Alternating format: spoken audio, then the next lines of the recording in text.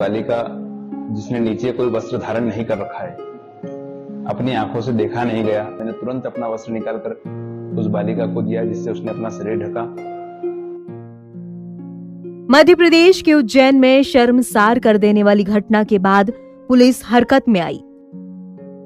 मामले में एक ऑटो ड्राइवर समेत 4 लोगों को हिरासत में ले लिया गया है। उज्जैन में एक 12 साल की मासूम के साथ बलात्कार हुआ और वो बहते हुए खून के साथ सड़कों पर लोगों से मदद की गुहार लगाती रही। लेकिन हैरानी की बात ये रही कि किसी का दिल तक नहीं पसीजा और किसी ने उसकी मदद नहीं की। वो 8 किलोमीटर तक पैदल चलती रही। मामले में पुलिस ने कहा कि उन्होंने 8 किलोमीटर की दूरी का सीसीटीवी फुटेज निकाला, जहां पीड़िता मदद की गुहार लगाते हुए पैदल चली थी, जिसके बाद एक पुजारी ने उसकी मदद की थी। हम आपको बताएंगे कि उन्होंने क्या देखा और क्या कहा। वीडियो में बच्ची अर्धनग्न हालत में दिखी और रुक रुक कर मदद मांग रही थी, लेकिन वहां रहने वाले लोगों ने उसे भगा दिया। जब बच्ची सड़क पर मदद की गुहार लगा रही थी तो लोगों का दिल भी नहीं पसीजा। उस समय दांडी गुरुकुल आश्रम के राहुल शर्मा की नजर उस बच्ची पर पड़ी। ये वही शख्स है जिसने बच्ची की मदद की और उसे जिला अस्पताल पहुंचाया था। राहुल शर्मा की उम्र 21 साल है और वो गुरुकुल में ही रहते हैं। घटना के वक्त वो आश्रम से कहीं जाने के लिए बाहर निकले थे। पीड़ित बच्ची पर उनकी नजर गई तो उनसे रहा नहीं गया। उन्होंने बताया कि उसके पैर खून से लथपथ थे। मैं उसे देखकर बर्दाश्त नहीं कर सका। 25 सितंबर को सुबह करीब 9:30 बजे राहुल एक मीटिंग के लिए जिले के किसी इलाके में आश्रम से बाहर जा रहे थे। तभी उन्होंने 12 साल की मासूम को लड़खड़ाते हुए देखा। वो अपने शरीर को ढकने के लिए संघर्ष कर रही थी। देखा कि एक बालिका जिसने नीचे कोई वस्त्र धारण नहीं कर रखा है, अपनी आंखों से देखा नहीं गया।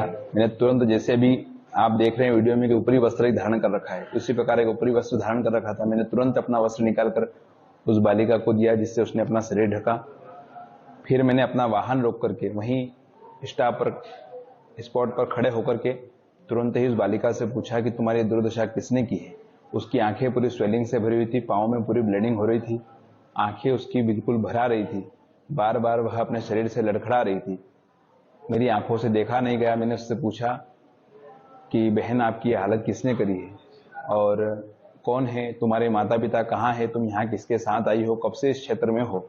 लेकिन वह बालिका अपनी ही भाषा में कुछ बोल रही थी, जिसे मैं समझ नहीं पा रहा था। बार बार वह कुछ बोलने का प्रयास कर रही थी, लेकिन मैं समझ नहीं पा रहा था। 2-3 बार मैंने पेन कापी भी उसके हाथ में दिया कि यदि मैं समझ नहीं पा रहा हूँ या तुम बोल नहीं पा रही हो तो इसमें लिख करके कुछ बताओ। यदि अपने माता पिता का मोबाइल नंबर जानती हो तो मेरे मोबाइल का मैंने कीपैड निकाल करके दिया कि इस पर लगा करके बात करो, या आप पेन डायरी में लिख करके मुझे बताओ। लेकिन वह बालिका उस विषय में मेरी कोई मदद नहीं कर पाई।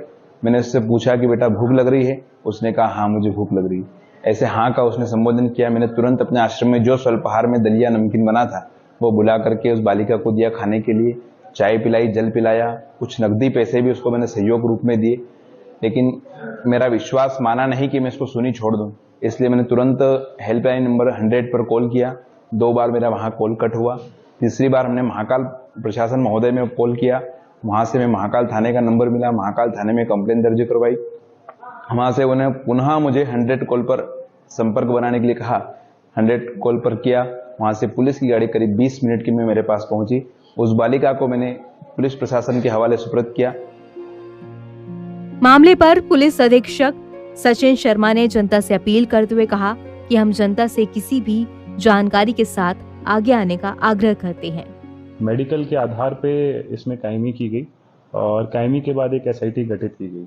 आसपास शहर के जितने भी टेक्निकल साक्ष्य हम लोग संकलित कर सके थे वो हमने किए, जिसके आधार पे प्रमुख तौर पे एक ऑटो चालक को अभिरक्षा में लिया गया। उससे जब पूछताछ हुई, पूछताछ में कुछ महत्वपूर्ण तथ्य सामने आए, जिसमें प्रमुख तौर पे जो बैक सीट है उसमें कुछ ब्लड स्टेन्स पाए गए।